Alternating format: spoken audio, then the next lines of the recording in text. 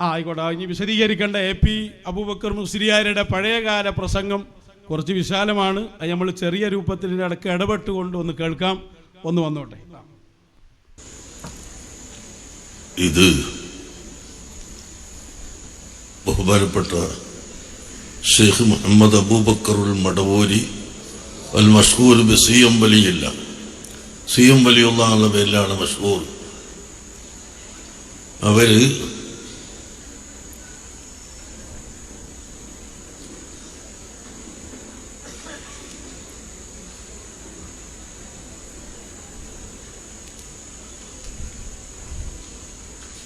ആരായിരുന്നു എന്ന് നമുക്ക് പറഞ്ഞ് മനസ്സിലാക്കി തരാൻ കഴിയില്ല. അത്ര വലിയ മഹാനാണ്. അത്രയും വലിയ മഹാനാണ്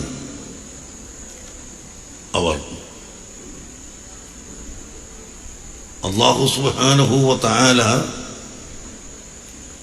പരിശുദ്ധ ഖുർആനിൽ ഫൽ മുദബ്ബിറാത്തി അംറൻ എന്ന് പറഞ്ഞിട്ടുണ്ട്.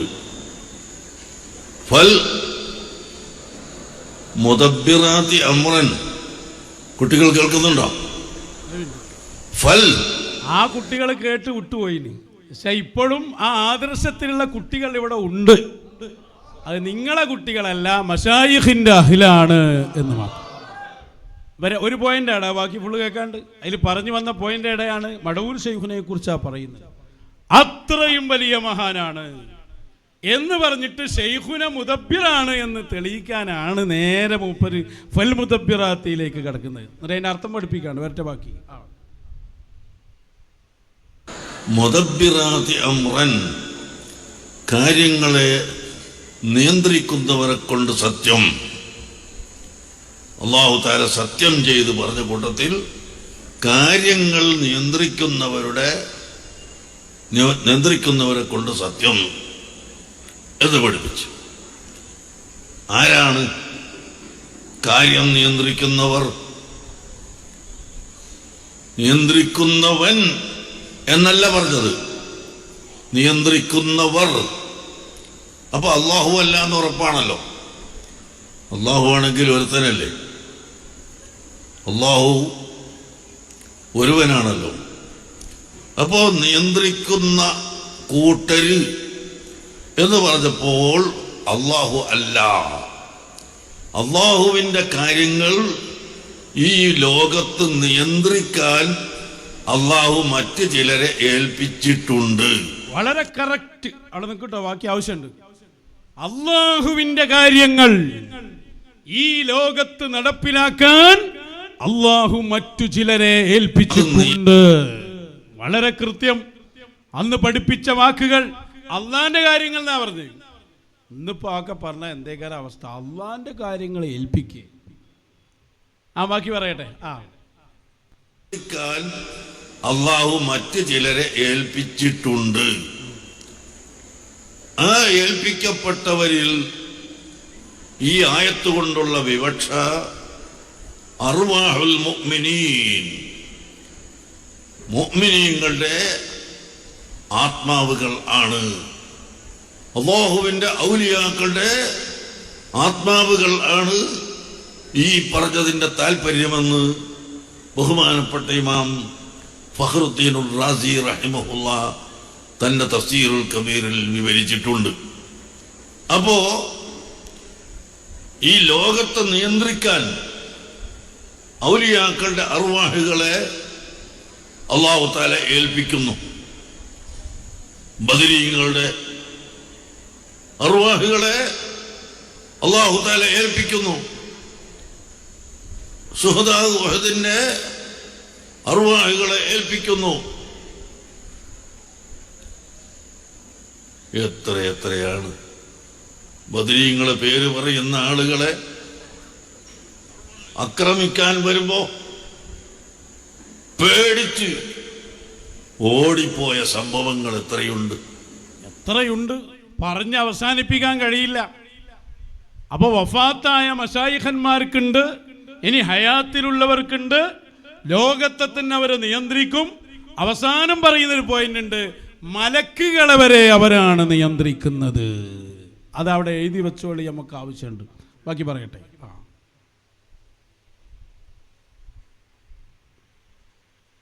അതിനുശേഷമുള്ള ഔലിയാക്കൾ, ഈ ഔലിയാക്കളുടെ അർവാഹുകളെ അല്ലാഹു തആല ഈ ലോകം നിയന്ത്രിക്കാൻ വേണ്ടി ഏൽപ്പിച്ചു. ബഹുമാനപ്പെട്ട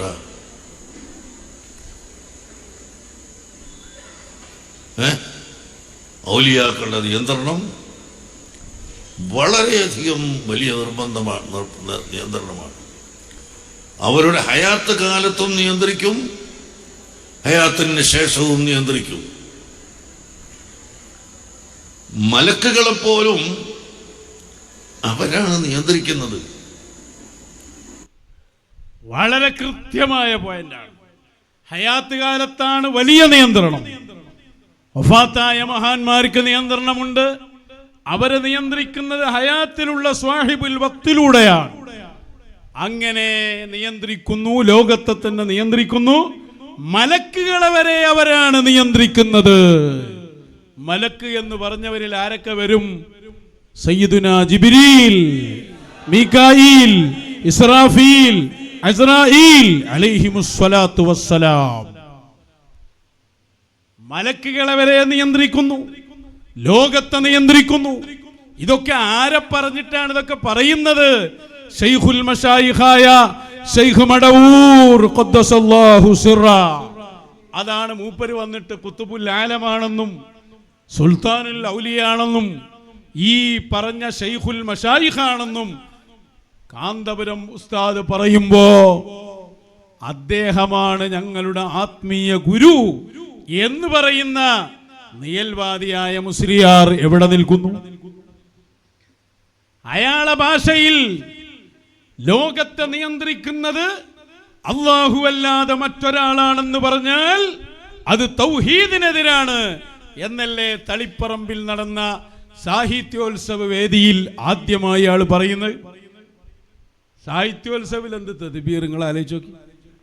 അവിടെ പോയിട്ടാണ് ഇയാൾക്ക് ഒരു കഥയുണ്ടാവില്ല.